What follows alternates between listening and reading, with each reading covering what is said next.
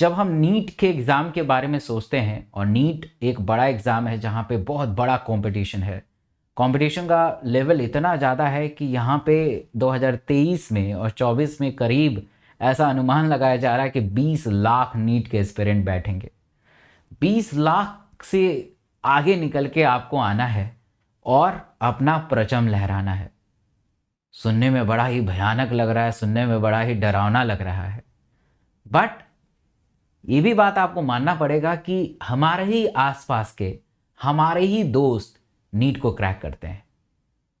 जब हम इस बात को सुनते हैं तो कहीं ना कहीं ऐसा लगता है कि हाँ, हम भी नीट को क्रैक कर सकते हैं, और जी हाँ, आप भी नीट को क्रैक कर सकते हैं। आप नंबर पे मत जाइए, क्योंकि बहुत बार ऐसा देखा जाता है कि जो 12th में अपीयर हैं उनकी तैयारी अच्छी नहीं है, वो 11th उनका पूरा बर्बाद है, वो भी फॉर्म भर लेते हैं।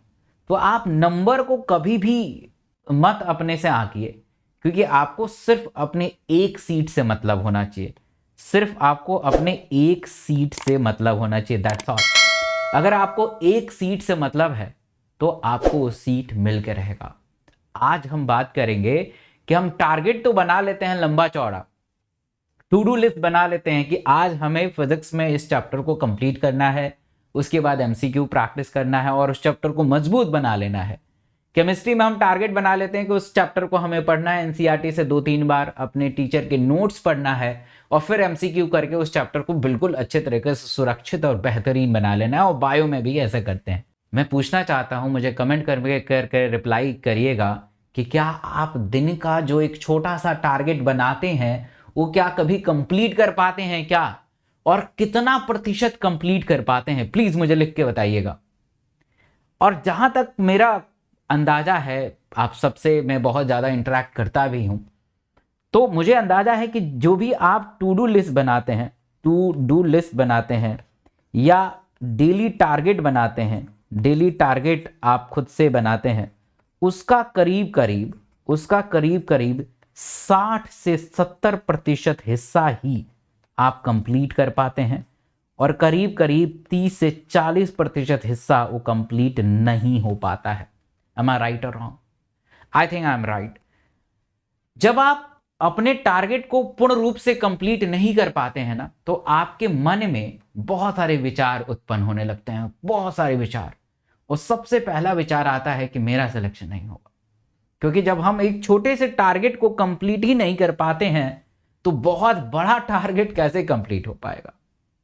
नीट एक बड़ा एग्जाम है, उसे कैसे क्रैक कर पाएंगे जब हम आज ही बेहतर नहीं कर पा रहे हैं।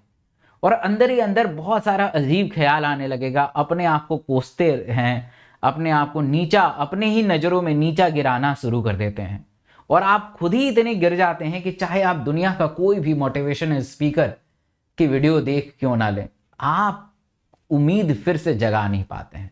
आपकी उम्मीद फिर से जग नहीं पाती है, और आप डीमोटिवेट होते इतने डीमोटिवेट हो जाते हैं कि एक दिन ऐसा आता है कि पढ़ने का मन ही नहीं करता है। आप सोच बैठते हैं कि अब मेरे से नहीं हो पाएगा, मैंने 2 साल बहुत ही अच्छे से प्रयास किया, बड़े ही इंस्टीट्यूट में एडमिशन लिया है, अब मेरे से नहीं हो पाएगा, अब मेरा भविष्य डॉक्टर बनने के रूप में देख नहीं रहा हूं मैं। देखिए, एक चीज याद रखिएगा, जो इस संसार में पैदा हुआ है ना, वो हर चीज कर सकता है। उसे अपने आप को समझना पड़ेगा कि उसके अंदर क्या गुण है। ये मैं नहीं कह रहा हूं, बड़े बड़े विचारक ने कहा है। आप सब नीट को क्रैक कर सकते हैं बहुत बेहतरीन नंबर के साथ, एक डिसेंट रैंक के साथ, बट अपने आप को अपने नजरों में गिराना नहीं है, अपने आप को अपने नजरों में उठाना पड़ेगा। अपने अंदर वो जोश और जुनून भरना पड़ेगा कि मैं ही नीट को क्रैक करने के लिए मैंने इस धरती के ऊपर पैदा लिया है। मैंने अपने आप, अगर आप गिर गए तो आप कभी भी उठ नहीं पाएंगे। इसलिए टारगेट को कभी भी बहुत बड़ा नहीं बनाना चाहिए, टारगेट को कभी भी बहुत बड़ा नहीं बनाना चाहिए। They start with the small target, छोटे टारगेट से शुरुआत करिए। अगर मैं कहूं कि आपको 10 किलोमीटर दौड़ना है और आपको 1 किलोमीटर दौड़ने का भी प्रैक्टिस नहीं है, तो क्या आप 10 किलोमीटर दौड़ पाएंगे? क्या आप 10 किलोमीटर दौड़ पाएंगे? नहीं दौड़ पाएंगे, क्योंकि आपने प्रैक्टिस ही नहीं किया है 10 किलोमीटर का। और 10 किलोमीटर नहीं दौड़ पाएंगे तो आप कहेंगे कि नहीं, मैं तो दौड़ने लायक हूं ही नहीं। एग्जैक्टली हमारे पढ़ाई में भी यही होता है। तो इसलिए हमें छोटे नैनो टारगेट से शुरू करना है, स्मॉल टारगेट से शुरू करना है। बट आपका प्रश्न अब आएगा कि अगर हम छोटे टारगेट को कंप्लीट करते रह गए तो हमारा सिलेबस छूट जाएगा, हम बहुत पीछे चले जाएंगे। ये आपकी बड़ी भूल है। अब जो आप इंडियन क्रिकेट टीम देखते हैं, विराट कोहली या कोई भी बड़ा क्रिकेट का खिलाड़ी, क्या वो एक दिन में इतना बड़ा बन गया है? क्या वो एक दिन में इतने बड़े रन को बना पाया है? नहीं, वो धीरे धीरे ग्रेजुअल प्रोसेस करके बनाया है। पढ़ाई भी ऐसी होती है। छोटे छोटे आप टारगेट को कंप्लीट करने शुरू कर देंगे ना, तो आप अपने ही नजरों में बड़े होने लगेंगे। आप कभी भी रिग्रेट फील नहीं करेंगे। आपको और अगले दिन बेहतर करने की कामना और उत्सुकता जागृत होगी और आप अच्छा करेंगे, आप बेहतर करेंगे। इसलिए start with the small target first. आपको स्मॉल टारगेट से स्टार्ट करना है। फर्स्ट स्मॉल टारगेट से स्टार्ट करना है। भले आपके अंदर 10 घंटा पढ़ने की काबिलियत है तो उसे 8 घंटे का ही टारगेट बनाइए। कहते हैं ना, जितनी हैसियत हो उतनी ही चादर फैलानी चाहिए। बिल्कुल सही है, इसमें गलत नहीं है। लोग इसे अलग अलग अंदाजा से अलग अलग चीज़ों को बोल देते हैं। बट यस, आप छोटा टारगेट बनाइए और देखिए कि आप 10 घंटे से भी ज़्यादा आप पढ़ेंगे। आज आप 8 घंटा बढ़ाइए, अगले दिन भी 8 घंटा बनाइए, उसके अगले दिन 8.5 का बनाइए, फिर 8.5, फिर 9, धीरे धीरे कर करके थोड़ा थोड़ा आधा घंटा जोड़ जोड़ के आप बेहतरीन टारगेट को अचीव कर पाएंगे। And this is a way to achieve your target. अपने टारगेट को छोटा कर दीजिए। छोटा इसका मतलब ये नहीं कि पूरे साल के लिए छोटा, कुछ दिनों के लिए, कुछ महीनों के लिए, और फिर देखिए उसमें रफ्तार जोड़िए। कभी भी एक तो ये पहला प्रयास रहेगा आप सबका।